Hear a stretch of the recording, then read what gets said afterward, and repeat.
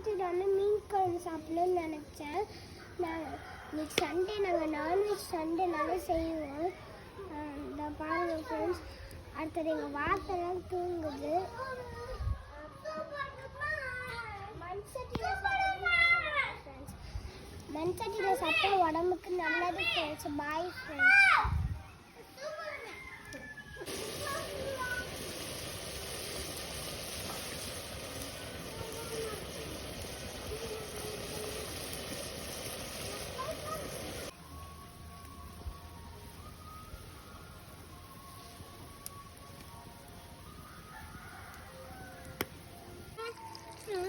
மீன் சாப்பிட்டு பாருங்க ஃப்ரெண்ட்ஸ், அங்கே பாருங்க